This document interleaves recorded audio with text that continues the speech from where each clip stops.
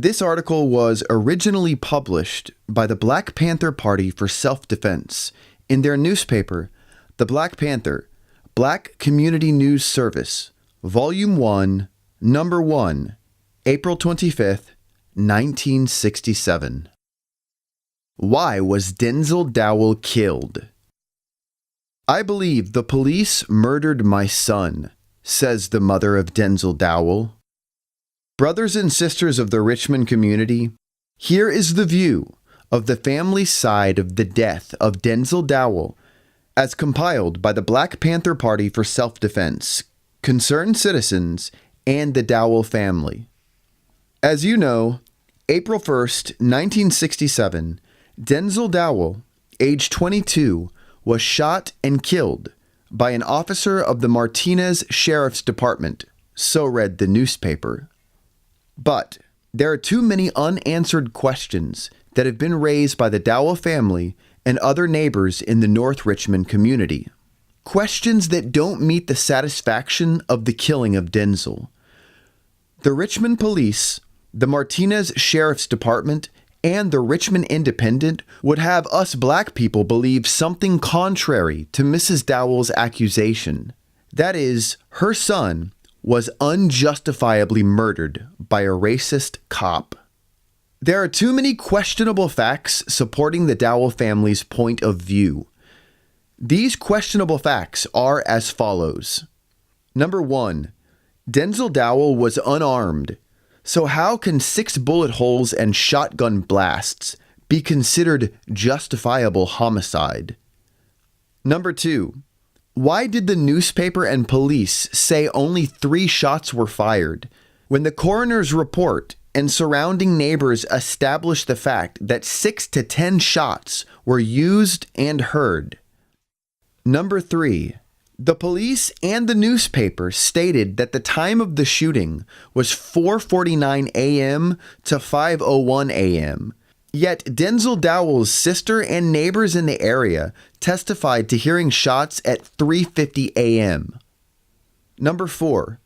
Only Richmond police were first seen on the scene, not until later, an hour or so, around 4:50 a.m., were Martinez sheriffs seen on the scene where Denzil Dowell was murdered. Number 5. The police reported that Denzil Dowell was running and jumped a fence and ran to jump another fence when he was shot. The Dowell family knows that Denzil had been injured in the hip in a car accident some time ago, and after leaving the hospital could not run much at all, let alone jump 2 fences with a hammer in his hand. Number 6. The lot that Denzil was supposed to have run across between the 2 fences is an old car junkyard loaded with grease and oil. And why wasn't oil found on his shoes? Number 7. The coroner reported that Denzil Dowell bled to death. Where was the blood where Denzil Dowell lay? Denzil's sister remembers that night and says she saw very little blood. She said she never saw a pool of blood, and yet the coroner said he bled to death after being shot 10 times. Number 8. Denzil Dowell was found by his brother and friend, and they noticed that no attempt had been made by the police to summon a doctor or to save his life. Number 9. The family of Denzil Dowell has been denied the right to see or have the clothes that Denzil was murdered in. They want the clothes to see how many bullet holes the clothes have in them. The family was also denied the right to take pictures of his body so they could check for numerous bullet holes. Number 10. The newspaper came out with a statement of justifiable homicide 2 hours before the jury gave its verdict. The foreman on the jury could not read. A biased jury of 10 white people and 2 Negroes protected the racist cop who murdered Denzil Dowell. Number 11. The Dowell family also notes a very important fact. The cop who shot Denzil Dowell knew him by name and had stopped Denzil and hollered to him many times, "Denzil Dowell, give me your identification." The cop had at other times threatened to kill him. The Dowell family and concerned citizens have called for a grand jury investigation and are demanding that all law enforcement officers change their policy of killing people over property.